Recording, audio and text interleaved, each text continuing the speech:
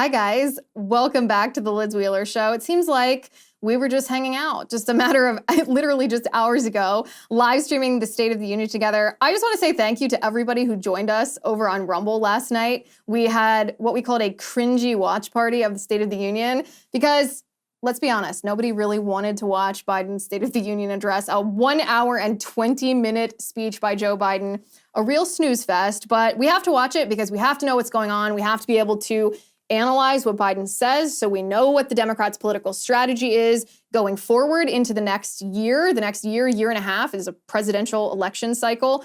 And he gave us some clues, so important to listen, but really so much fun. If you guys haven't subscribed to the show, go over to Rumble, rumble.com/Liz Wheeler. Hit subscribe so you never miss one of these live streams. We did one a week or so ago about the Project Veritas expose on Pfizer. We did another one last night for the State of the Union. We're going to be doing more of them. So rumble.com/Liz Wheeler. Hit that subscribe button so you can join us. I loved all of your guys' comments. You had me in stitches a couple of times. I have a mute button underneath my desk that I can hit with my foot if I have to cough or something, or if I need to talk to a producer when we're playing a video. And I actually had to hit the mute button a couple of times when the State of the Union was going on because your comments were making me laugh. And it wasn't a time that I could laugh audibly. So make sure to go over to rumble.com/Liz Wheeler to join us over there. What I want to talk about today is I want to talk about Biden's cringiest moments of the State of the Union, starting with, well, I guess supposedly this wasn't Joe Biden himself, but Joe Biden's wife, Jill Biden, the First Lady, entered the Capitol, entered the House of Representatives, and she goes over and she sits next to Kamala Harris's husband, the second gentleman, and they kiss. Not like a cheek-to-cheek kiss, you know, the social like peck on the cheek. No, they kiss like right smack on the mouth, like a smoocheroo. And it was incredibly uncomfortable. So I want to talk about that. And Biden's gaffes. I expected a lot of gaffes from Biden. We got a lot of gaffes from Biden. Let's talk about the ones that made our skin crawl the most. That's sort of the fun part of the analysis. But the important part of the analysis, the biggest takeaways from this speech was the fact that Biden told us his strategy for this next 1 year and 9 months until the 2024 presidential election. He told us, he gave us a peek at his cards, right? He told us how the Democrats are going to play this next election, what strategy they're going to use to try to get votes from voters who may not be as politically aware as you are, may not be as politically aware as I am, and he told us that he's going to try to pretend to be a centrist again, the same strategy that he used in 2020. So what I want to talk about is that, and I want to give Republicans some advice because there is a way for Republicans to counter this strategy. There is a way for Republicans to defeat this strategy, not just in our political circles, not just in commentary and cable news and Congress. There is a way to defeat this strategy of Joe Biden's in the eyes of the American voter, even voters who are not particularly politically aware. Maybe they're proverbially known as low information voters. Republicans not only have an opportunity, they have a responsibility and the capacity, now that they are in charge of the House of Representatives, to defeat this strategy of Joe Biden's. And it is up to you and I to make sure that our elected representatives are aware of this. So let's analyze it. Let's get to it.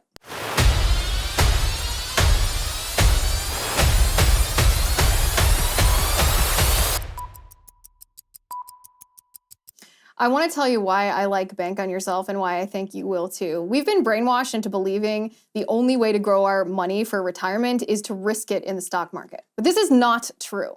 You can reach your financial goals and dreams without taking any unnecessary risks. Do you really control your retirement money?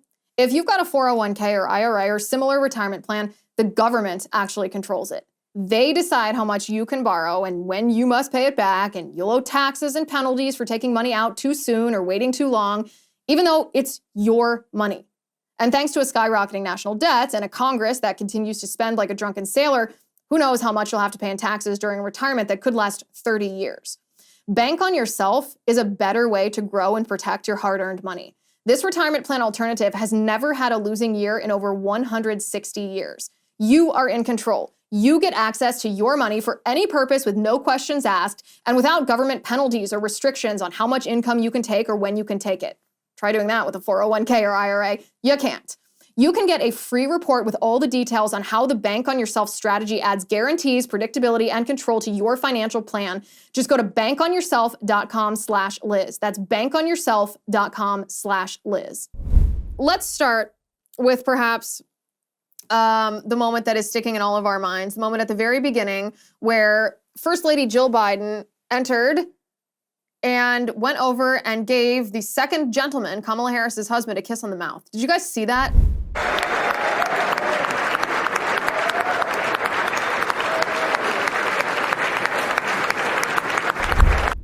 That's weird, right? Like, that's not normal. I don't know who does that. That's very weird, very, very strange. If you haven't seen it, go look on Twitter. It's everywhere over there. That's a really weird thing to do. A really weird thing to do. Okay, so that's the cringiest moment. The other cringe moments, and you can please in the comments go ahead and toss in your ideas for the cringiest moments. The opening when Joe Biden goes, Chief Justice, I'd like to ask permission for this lady, his wife, to go somewhere next week. By the way, Chief Justice, I may need a court order. She gets to go to the game tomorrow, next week. I have to stay home. Got to work something out here. That's really uncomfortable. I assume he's talking about the Super Bowl. Really uncomfortable, weird.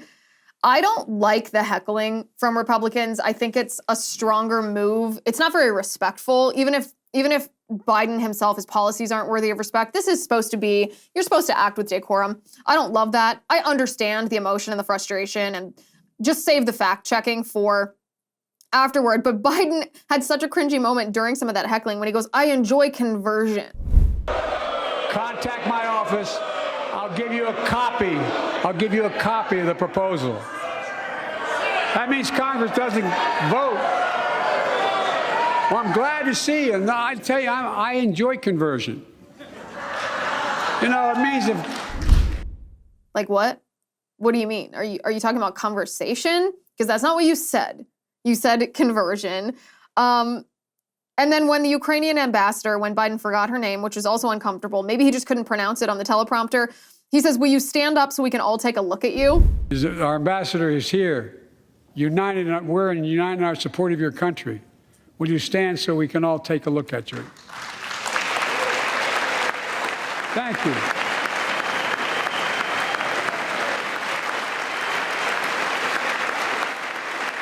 Because we're going to stand with you as long as it takes.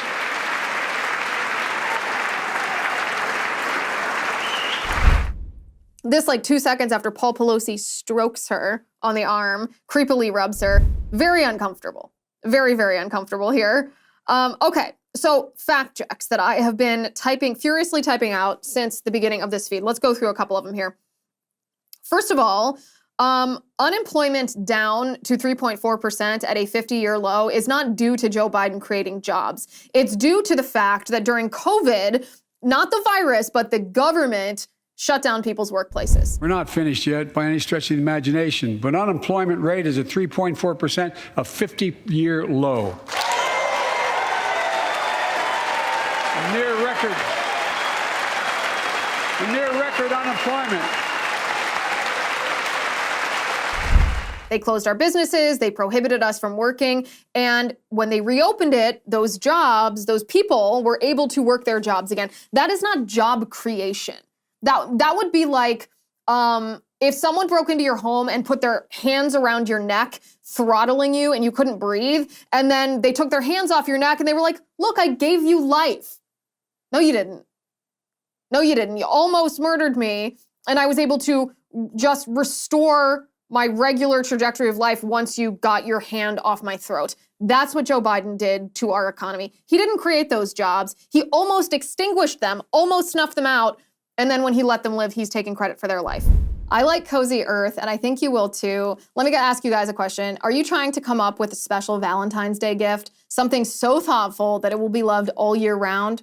My recommendation would be the softest, most luxurious, and responsibly sourced bedding on the planet. The bedding I personally cannot sleep without. It's on my bed at my house right now from Cozy Earth. We all know, this is a great gift because we all know what happens to Valentine's Day flowers. I love them, but they droop and they dry up and they get dumped. So how about a gift the two of you will love all year round? I'm talking about Cozy Earth bamboo bedding. It's made from highly sustainable bamboo. It's no wonder top designers choose Cozy Earth. Their bedding is naturally temperature regulating, so you will sleep comfortably all year round. I sure do.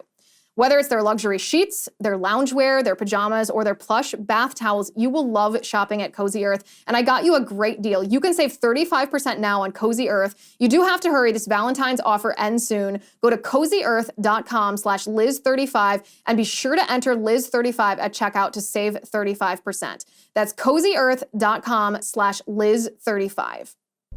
He's blaming inflation. That's the first fact check. The second one is he blames inflation on the pandemic, as if the pandemic is just this amorphous thing that controls us. No, what happened during COVID-19 is government policies in the name of COVID harmed us, harmed our economy. Inflation has been a global problem because the pandemic disrupted our supply chains, and Putin's unfair and brutal war in Ukraine disrupted energy supplies as well as food supplies, blocking all that grain in Ukraine. But we're better positioned than any country on earth right now. It wasn't the virus that did this. It was politicians reacting to the virus.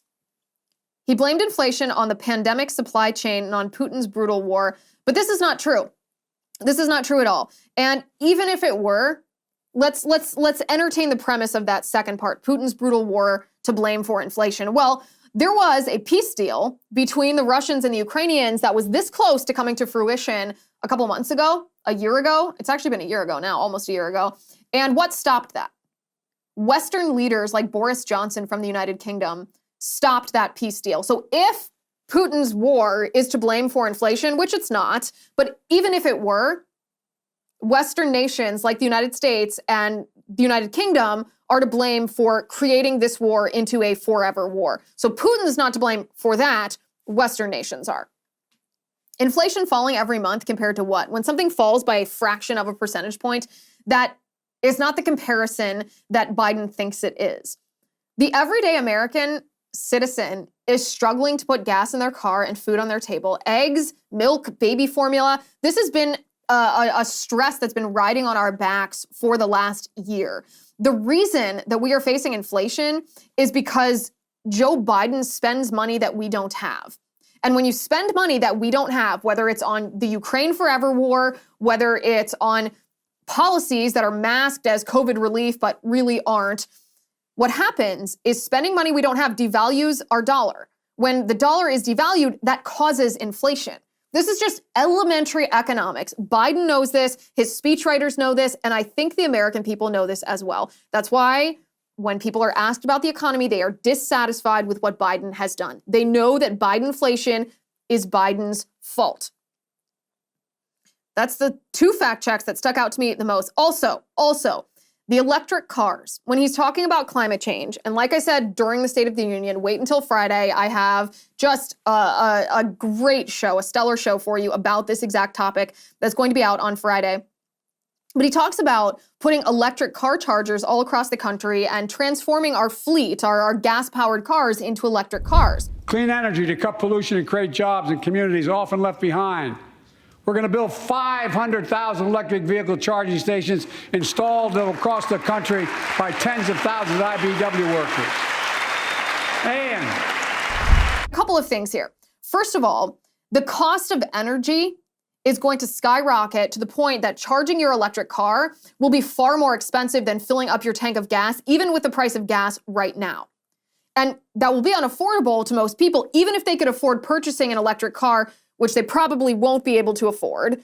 But then the government won't have, our energy grid won't be able to support a nation of electric cars. And so what you'll have is you'll have government picking and choosing people who are allowed to charge their cars and people who are not allowed to charge their cars, or certain times of day, or a certain amount of charge, or the price will be so high that that manipulated market will only allow very rich people to charge their cars, where you and I will be left with nothing.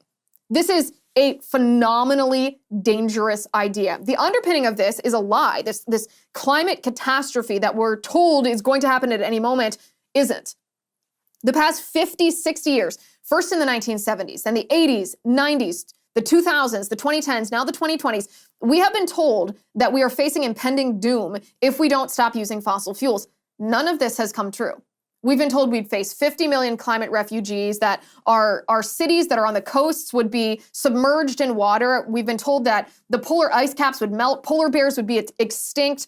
All of these apocalyptic predictions have not happened. But these apocalyptic predictions are what the left uses to convince us to embrace policies that would harm us, like electric vehicles all over the country when we don't have an energy grid to support that, and we rely and need fossil fuels, not just for energy, not just for powering our cars, but for life, for medication.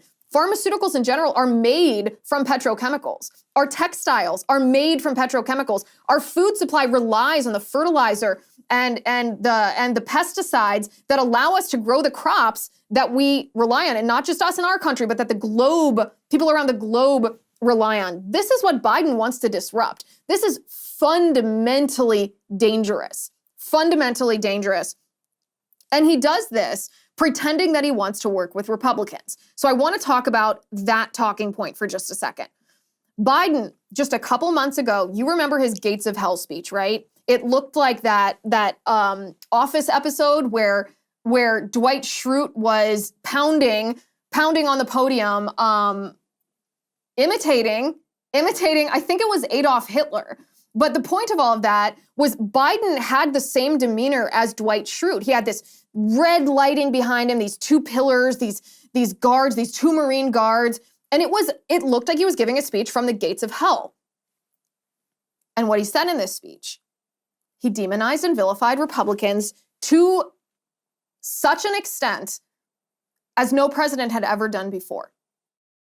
Hey guys, I regret to inform you that this section is censored thanks to the YouTube overlords and our effort not to get permanently booted from YouTube after getting a strike and getting demonetized. You can head over to Rumble or Locals though. This content is available for free on both Rumble and Locals. You can catch the full uncensored episode there. I'll see you over there.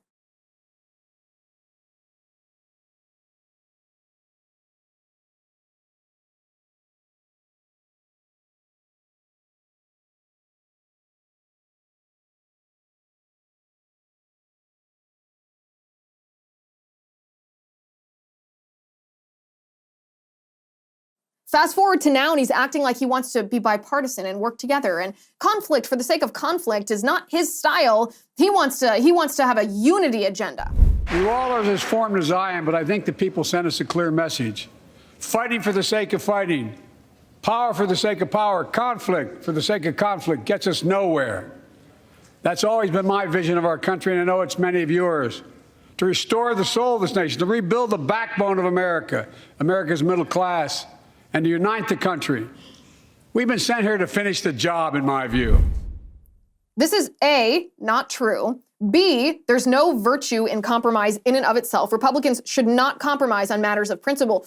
But 3, this is pandering. This is the moment that shows us what Biden's strategy is going to be for 2024. He's going to pretend to want to work together. He's going to pretend that he's here at the table waiting for Republicans, the party of no, just to work with him, to get things done, to be centrist and not to just be someone stopping the legislative agenda that the American people, that would serve the American people the best. It's a lie. It's a hideous lie. It's a lie I take umbrage to after being told that I was a domestic terrorist by Joe Biden just a couple months ago before the midterms.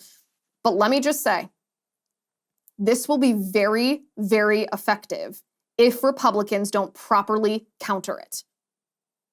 This narrative, Joe Biden painting himself as a centrist, pretending to extend the invitation to Republicans to come to the table and accomplish things that we both agree on, this is palatable to the American public. So you think about voters who are the proverbial low information voters, people who aren't ideologically Republican, ideologically Democrat, who maybe voted for Joe Biden because they didn't like Donald Trump. This will work to convince those voters to vote for a Democrat again, to vote for Joe Biden in 2024, unless Republicans prove him wrong. unless Kevin McCarthy, as the Speaker of the House in the House of Representatives, unless he brings to the floor every single issue where Republican voters and Democrat voters actually agree, but Democrat voters are not in agreement with the Democrat leadership. I'll give you a couple of examples here. School choice. Democrat voters and Republican voters both support that, but Democrat politicians oppose it. Bring that to the floor. Show the American people that Biden's promise of being bipartisan, of working together, is a lie that contradicts what voters themselves want. Abortion is another issue. The vast majority, more than 3/4 of the American people, want abortion banned in the third trimester. Over 60% of the American people want abortion banned in the second trimester as well. Bring that to the floor of the House of Representatives. Let the American people know that the Democrat politicians are not interested in being bipartisan. They're radical and they are extreme. There's actually many issues like this. Transgender surgeries for children is another one. Critical race theory is another one. Groomer teachers is another one. A lot of these uncomfortable cultural issues, these social issues, the American people agree with each other, whether they're a Democrat voter or a Republican voter. The disagreement comes from Democrat politicians. So this is up. What will happen between now and a year and a half from now, maybe a year and 9 months from now until the next presidential election? If this is the game that Democrats want to play, Republicans have the opportunity, the responsibility, and the capacity, because they have a majority in the House of Representatives, to prove Biden wrong. The question is whether they will take that opportunity or whether, as they have done in the past, they will throw away their chance to actually succeed. They will play politics badly, whether they will lose or not. Because if they don't take advantage of this opportunity, they will lose. And when they lose, we lose. I like for Patriots, and I think you will too, because a food shortage could be coming even in the United States. This is what experts were writing as recently as July. Drought, inflation, and particularly new political policies are pushing America's food supply near its breaking point. That's why survival food is more important than ever. I highly encourage you to create your own stockpile of the best-selling For Patriots survival food kits. This is not ordinary food. We're talking good for 25 years super survival food. The kits themselves, where the food is stored, they're compact, they're sturdy, they're water resistant, and they stack really easily, so they store well. They have different delicious breakfasts, lunches, dinners. You can make these meals, by the way, in less than 20 minutes. It's really easy. You just add boiling water, you simmer, and you serve. And right now, you can go to forpatriots.com and use my code Liz to get 10% off your first purchase on anything in the store. Just go to forpatriots.com and use code Liz to get 10% off. That's forpatriots.com, code LIZ to get 10% off to start building your own stockpile today. Forpatriots.com, code Liz. There are so many other things that we need to talk about. The one well-crafted part of Biden's speech was the part on Tyree Nichols. I don't agree with Biden's agenda on police. He's very anti-police. He's very Black Lives Matter. He's very abolish the police. But the speech itself was well-crafted because he kept his policies vague. He kept his policies disguised from the American people and just played on the emotions that we all share, that we're horrified at what happened to Tyree Nichols, that the crime that was committed against him. Now, Biden, of course, conflated that with police in general. He said this happens far too often. It doesn't happen often, actually. It's very, very, very infrequent that police commit crimes against Black men in this way. And especially given the fact that there was no racial bias or racial hatred or racial element that appeared present or appeared to be a motivating factor in this crime that these police officers committed against Tyree Nichols. So no, it doesn't happen. It doesn't happen every day. But Biden is hoping that you won't know that. Biden is hoping that you will believe his words and ride the emotion that we all feel, ride to an illogical and false conclusion here.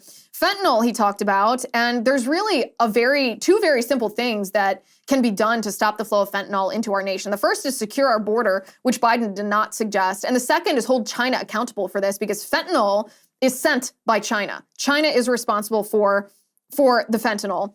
But again, he talked about a path to citizenship for people who are here illegally, instead of talking about securing our border. We now have a record number of personnel working to secure the border. arresting 8,000 human smugglers, seizing over 23,000 pounds of fentanyl in just the last several months. And then, of course, Paul Pelosi at the end. I think a lot of us, after seeing that video of Paul Pelosi being attacked by that lunatic with the hammer, we're horrified by this. This was a disgusting, grotesque act of violence. It wasn't partisan violence. This was a guy who lived in a hippie commune, this attacker of Paul Pelosi. This commune had a Black Lives Matter flag and a trans flag, very far leftist ideology that was embraced at this commune where he lived, clearly out of his head, drug-addled. He'd abandoned his family for years at a time in a drug-addled state. The left and the mainstream media portrayed this man as being an average Trump supporter, and that was, of course, a lie. But this is where, and I predicted this right before Biden started speaking, there would be a contradiction. My friend Paul Pelosi. Paul, stand up.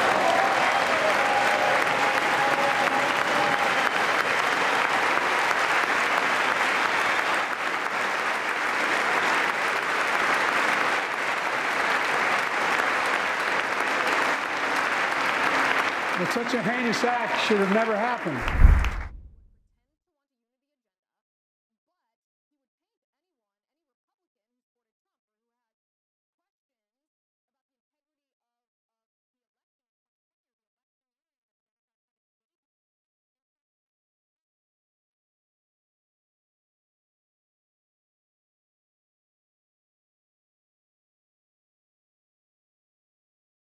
He wants to define what makes a Republican a real Republican, a Republican that he can do business with. And by doing that, if Republicans allow him to do that, he's going to eliminate actual conservatives, actual Republicans, anybody who's not just a softy, squishy establishment GOPer like McConnell maybe. If we let Biden define him. When I came to office, most assured that bipartisanship assumed was impossible, but never believed it. That's why a year ago I offered a unity agenda to the nation as I stood here. We made real progress together. We passed a law making it easy for doctors to prescribe effective treatments for opioid addiction. We passed the gun safety law, making historic investments in mental health. We launched the ARPA-H drive for breakthrough in the fights against cancer, Alzheimer's, and diabetes, and so much more.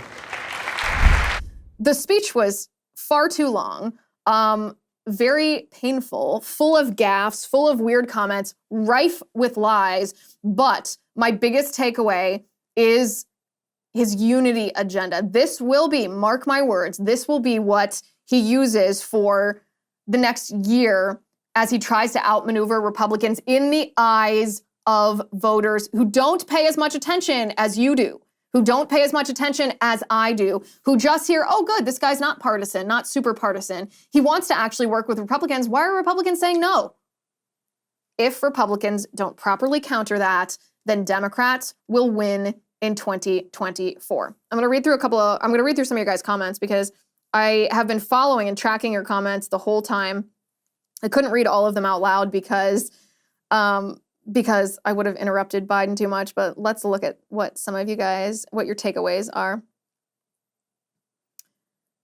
Yes, T-Dub32 says Biden wants to work with rhino squishes. That's exactly right. He wants to work with people like Mitch McConnell, who wore a Ukrainian flag-colored tie to the State of the Union of the United States of America. Mitch McConnell has done a lot of offensive things, a lot of weird things, and this is right up there at the weirdest and most offensive. Okay, let's look. Biden, Boomer Grandpa, nice username, says Biden Utopia is a fraud. Yes, it is. Biden Utopia is a fraud. None of the things that he says are true, and none of the outcomes that he claims will happen as a result of his policies will actually happen. Gray Force 11 says the executive branch has gone rogue. Yes, it has. And there's a name for that. It's not just the swamp. It's not just the deep state. The name for the part of the executive branch that has gone rogue, or the way the executive branch has gone rogue, is the administrative state. I wish I had a t-shirt that just said abolish the administrative state. I would wear it everywhere, because this is actually the root of a lot of the corruption in our government. We're not going to be able to win these debates and conversations just on the airwaves or even legislatively in Congress when Congress has delegated their legislative authority away to the executive branch, given it to these unelected, unaccountable bureaucrats who are basically impossible to fire, who make rules that govern our lives, and we have no recourse except to obey them. That's the real deep state. That's the real swamp, the administrative state. And until that is reformed, until we enforce the separation of powers doctrine and enforce the non-delegation theory in the judicial branch, then the legislative branch is going to continue to give away their powers or their authority to the executive branch, which messes up our system of checks and balances. Nothing is going to be fixed until we fix that. All right, let's see. Sid66 says border. Yes, a well thought out comment there, border. Yep, let's fix that border. No, I kid you.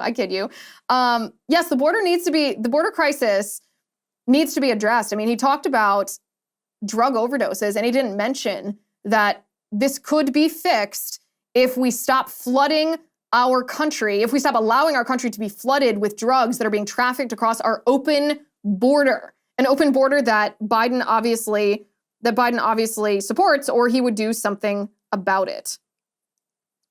Some Democrats, looking, a lot of you guys' comments. Yes, 500,000 charging stations for 5 million cars means a line of 10 cars waiting to charge up on the highway, and those charging stations rely on fossil fuels. Yes, exactly. Okay, oh, you guys are correcting me for the Dwight Schrute thing. Dwight Schrute was imitating Mussolini. That's probably right. I have a vague recollection of it. Salty Legionnaire says, you will eat bugs and you will enjoy it. Yeah, this is Biden, right? His Build Back Better agenda is just begot of the World Economic Forum. Klaus Schwab and his folks named this type of agenda a Build Back Better agenda. Biden copied their literal name. It's a copy and paste agenda from the World Economic Forum.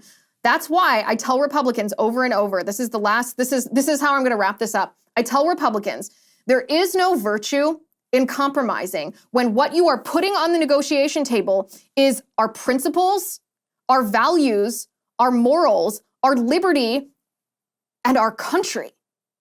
There's no value in saying, oh, good, we met halfway. I allowed them to chop off just half of my arm, but good, because we want to meet in the middle. There is no virtue in compromise when our principles are on the table. And if we look at the Biden administration and we refuse to acknowledge the reality of this political opposition, this political enemy that we face, that they've embraced a neo-Marxist ideology, then we're not going to fight well against them, and we're not going to win. They are. This was very clear in this speech tonight, exactly where Biden stands on this issue. As long as Republicans are courageous enough to fight back in the right way, which is exactly how I described what Republicans can do for the next year and a half. All right, guys, this was really fun. I appreciate everyone. So many people stuck around for this entire speech. And I was hoping that Biden's speech would be just a little shorter. I really appreciate it. I had a great time with you. Thank you for all your comments. If you haven't subscribed to my show already, do so. Subscribe here on Rumble, please. Go over to YouTube if you could subscribe on there, although I know a lot of you are here because YouTube is not the land of the free and Rumble is. On Apple Podcasts, on Spotify, hit that subscribe button. I really appreciate each and every one of you, and everybody who subscribes helps with the visibility and the discoverability of the show so other people can hear what you and I sit here and talk about every single day. On that note, that's it for me. Thank you so much for being here, and good night.